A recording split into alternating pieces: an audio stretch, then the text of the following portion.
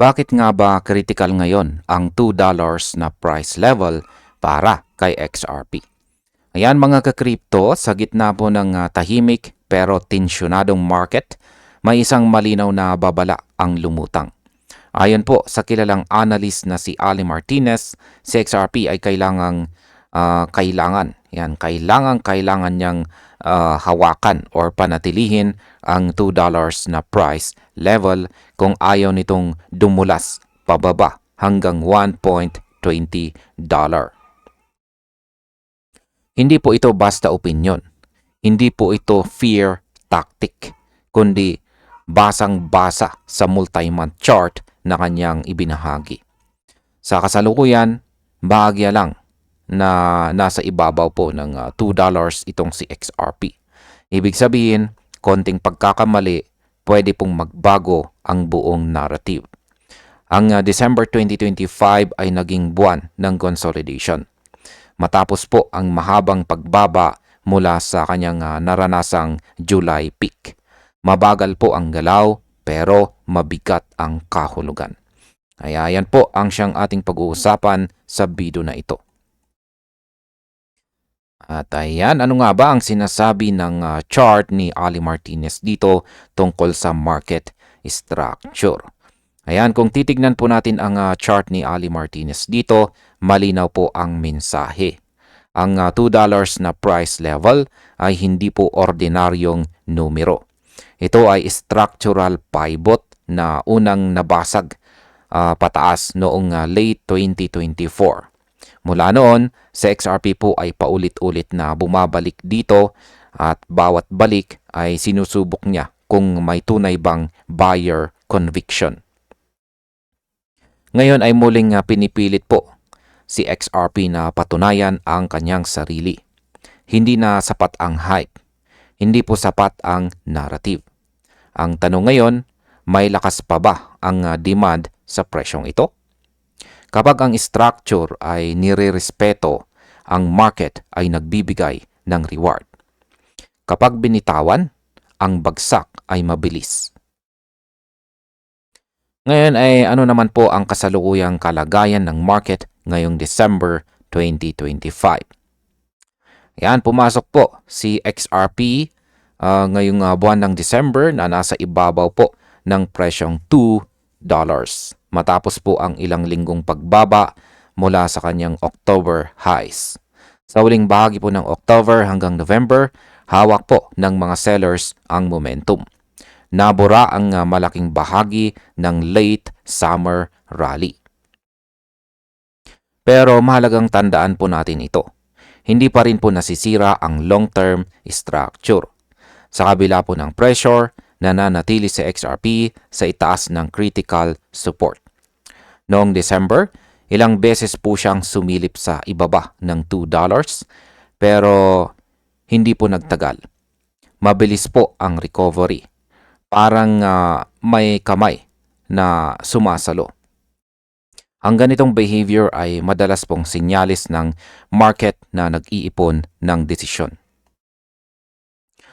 Ngayon ay bakit po ba mahalaga ang historical reaction ng XRP sa $2 na zone, price zone?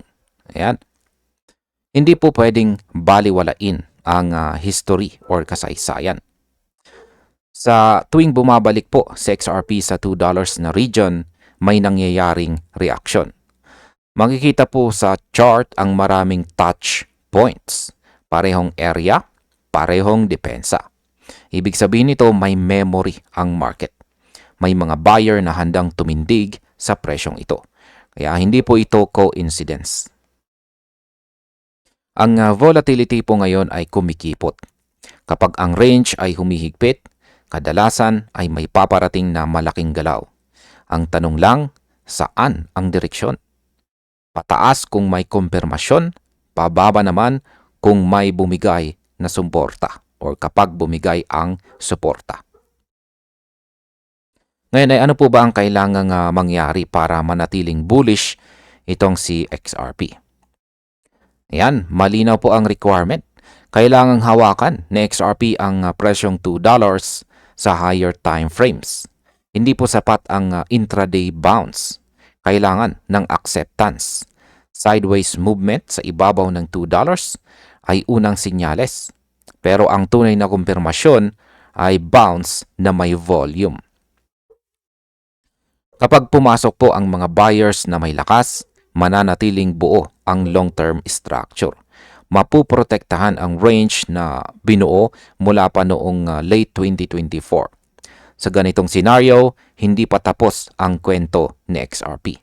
Sa katunayan, pwedeng magsimula po ulit ang momentum.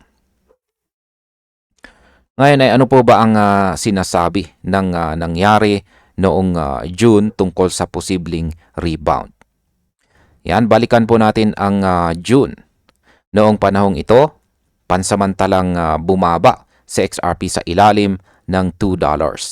Marami po ang natakot, pero ang mga eksperto hindi nagpanik. At tama po sila, ang sumunod malakas na recovery na nagtulak kay XRP sa all-time high. Ang history na ito ang dahilan kung bakit mahalaga ang kasalukuyang setup. Kung maulit po ang parehong pattern, may tsansa sa XRP na magtapos ang 2025 sa ibabaw ng $3. Ibig sabihin, papasok po ang 2026 na may positibong momentum. Pero tandaan, history rhymes, hindi po guaranteed.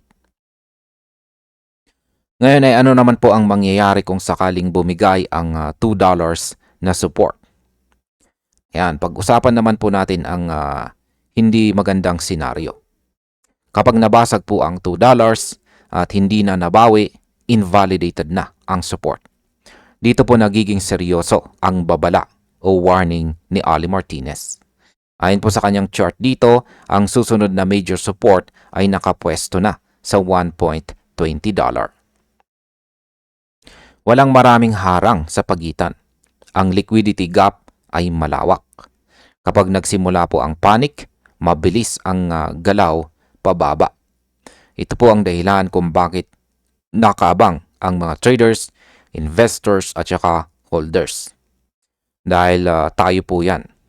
Ang desisyon ng market sa $2 ay desisyon din natin bilang mga participants. At bilang panghuli ay ano naman ang aking masasabi tungkol dito. Sa kabuuan, si XRP po ay nasa harap ng salamin. Hindi po ito panahon ng emosyon. Hindi rin panahon ng blind optimism. Ito ay panahon ng validation. Ang $2 na price level ang linya sa buhangin. Kapag pinili ng market na ipagtanggol ito, may tsansa ang bullish continuation.